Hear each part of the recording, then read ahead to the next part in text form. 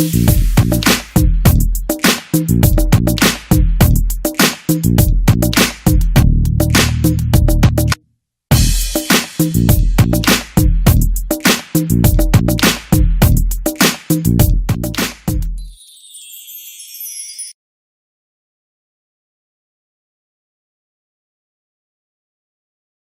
do you want to be when you grow up, Olivia? An astronaut. I want to be a fashion designer. A basketball player. I want to be an actor. A doctor. A teacher. A chef. An artist. What do you want to be when you grow up? A mermaid. Do you know what a computer programmer is? Yeah, no. No. No. I think it's something that has codes and is able to decode a mystery. I think that they... Wait, what? Computer programmer? No. Nowadays, just about everything requires some form of programming. So, what is it? Programming is basically explaining to a computer what you want it to do for you.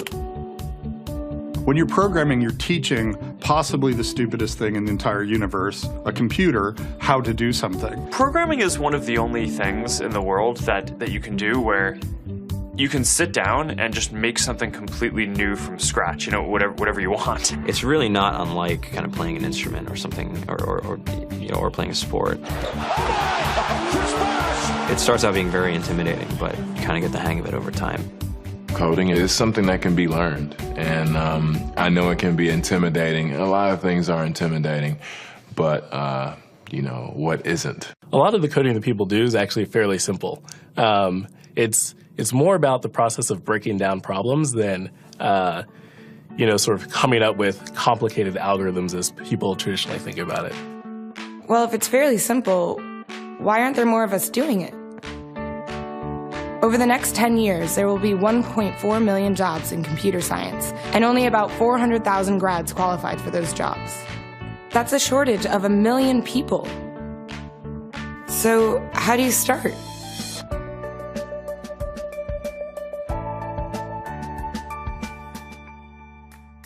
I was obsessed with maps when I was a kid, and cities specifically. So I taught myself how to program. I had a very clear goal of what I wanted to do, which is to see a map of the city on my screen and play with it. Put things on the map, move things around the map. See what was happening in the city, how it worked, how it lived, how it breathed. The best early thing was actually using software to decide when the classes in my school would meet, and that put me in a position to decide which girls were in my class. The first program I wrote asked things like, what's your favorite color?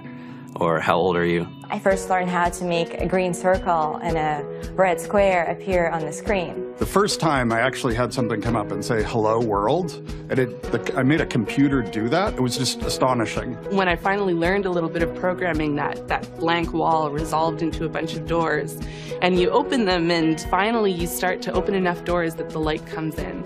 And to me, a finished program is like a structure filled with light. All the corners are illuminated. You understand the structure of it. It's a really serene feeling to have completed that.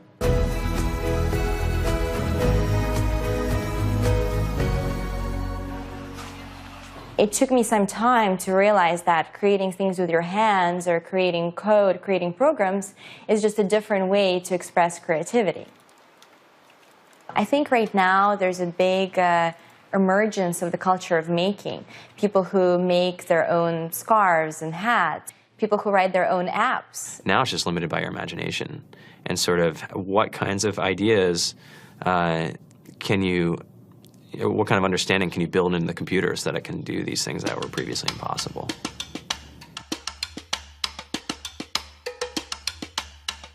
All great things are built in teams when you collaborate with other smart people. You're testing your ideas, you're stimulating each other. That's what makes us successful. It's not some flash of brilliance by somebody who then codes 24 hours a day for 3 weeks. It's what happened. The magic happens when we're all on the same page, collaborating and building something together. There's a much greater need in the world for engineers and people who can write code than there will ever be supply. And so we all live these very charmed lives. To get the very best people, we try to make the office as awesome as possible.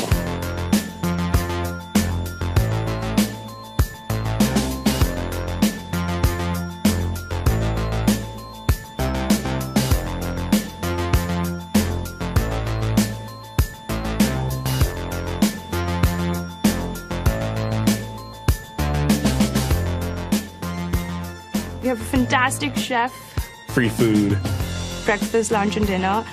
free laundry, snacks, even places to play and video games and scooters.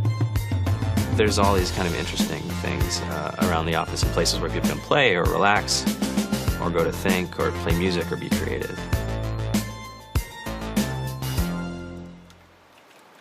I went on the Bureau of Labor Statistics for the United States, and there's about a third of the pie that's all the things you would expect. It's, they're working in the government, they're working in typical technology jobs.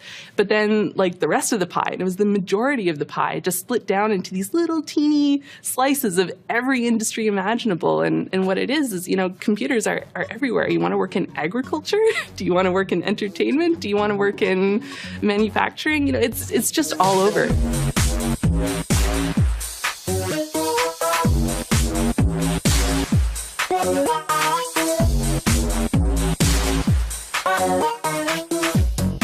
Here we are, 2013.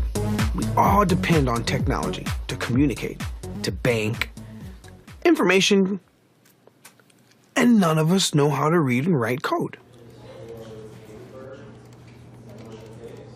So you guys, what else? Who else has an idea of what we can change with our programming? What else can we do? Tiffany?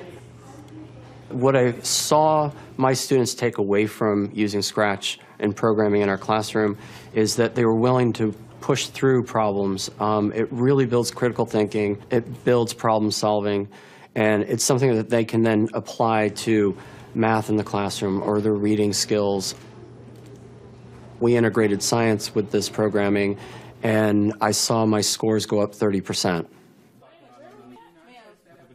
When I was in school, I was in this after-school group called the Whiz Kids. And when people found out, they laughed at me and, all these things. And I'm like, man, I don't care. I think it's cool. And, I'm learning a lot. And some of my friends have jobs. It's important for these kids. It should be mandatory to be a citizen on this planet, to read and write code. I just think you have to start small, right? And I think that's one of the biggest misconceptions about computer science and programming overall is that you have to learn this big body of information before you can do anything. You don't have to be a genius to know how to code. You need to be determined. Addition, subtraction, that's about it. You should probably know your multiplication tables. You don't have to be a genius to code. Do you have to be a genius to read? Do you have to be a genius to do math? No? No? I think if someone had told me that software is really about humanity, that it's really about helping people by using computer technology, it would have changed my outlook a lot earlier. Whether you're trying to make a lot of money or whether you just want to change the world, computer programming is an incredibly empowering skill to learn. To be able to actually come up with an idea and then see it in your hands and then be able to press a button and have it be in millions of people's hands. I think we're the first generation in the world that's really ever had that kind of experience. The programmers of tomorrow are the wizards of the future. You're going to look like you have magic powers compared to everybody else. I think it's amazing. I think it's the closest thing we have to a superpower. Great coders are today's rock stars. That's it.